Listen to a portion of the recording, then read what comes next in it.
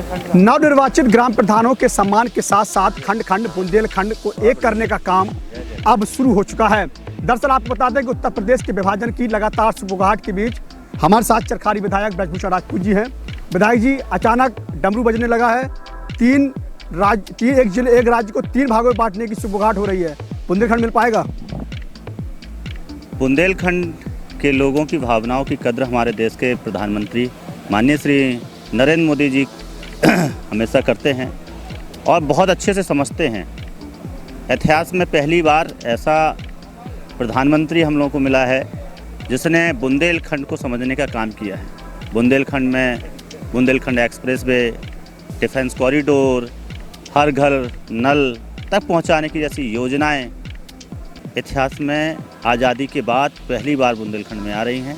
और बुंदेलखंड के लोगों की जो भावना है, जो मेरी भावना है, जो मेरा भी सपना है कि बुंदेलखंड राज्य बनना चाहिए, तो निश्चित रूप से मुझे विश्वास है अपने देश के प्रधानमंत्री जी पर कि हम सबकी भावनाओं का वो ध्यान रखेंगे और निश्चित रूप से जो भी निर्णय वो ले रहे हैं, जो भी मंथन चल रहा है, उसमें जो निचोड़ निकल के आएगा वो बुंदेलखंड के लोगों के लिए अमृत समान हो जाएगा। अगर बुंदेलखंड बन जाएगा फायदे क्या हो जाएंगे, क्या मिलने वाला युवाओं को या किसानों को? देखिए, अगर बुंदेलखंड राज बनता है तो बुंदेलखंड के लोगों को बहुत बड़ा फ़ायदा होगा। और बुंदेलखंड से सिर्फ मैं आपको खनिज संपदा का जो रेवेन्यू है वो आपको बताऊं तो आप चौंक जाओगे।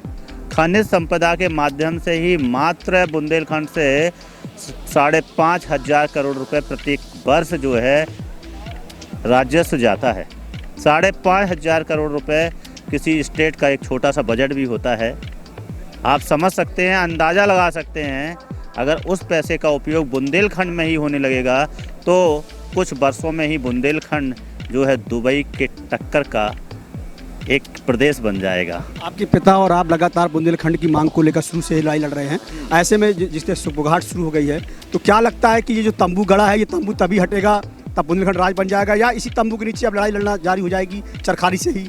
देखिए, हम लोगों ने भारतीय जनता पार्टी के 19 विधायक हैं बुंदेलखंड से, और 19 के 19 विधायकों ने जो है इस बात को विधानसभा में भी रखा था और इस बात को मुख्यमंत्री जी और देश के प्रधानमंत्री जी तक भी बात रखी है। पूरे बुंदेलखंड के 19 विधायक बुंदेलखंड राज के पक्ष में हैं और इस बात को हम लोग अपने पॉलिटिकल पैनल, अपने पार्टी के जो पैनल है उस स्तर पर जो हम लोगों को लिखा पढ़ी करनी चाहिए, बात रखनी चाहिए, उस तरीके से लगातार निरंतर इन बातों को हम लोग रखते रहते हैं।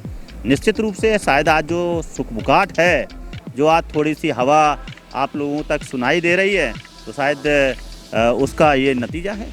आखिरी कमेंट ये है कि तमाम विरोधी दल ये कह रहे हैं कि जो राजनीतिक भाजपा में जो अंदरूनी उठापटक चल रही है उसको दबाने के लिए ये शगुफा छोड़ा गया है, इससे कितना सहमत है? देखिए, राजनीति, चुनाव आते हैं, राजनीति है, राजनीतिक विषय होंगे तो लोग तो कहेंगे ही कहेंगे कि एक राजनीतिक चर्चा है।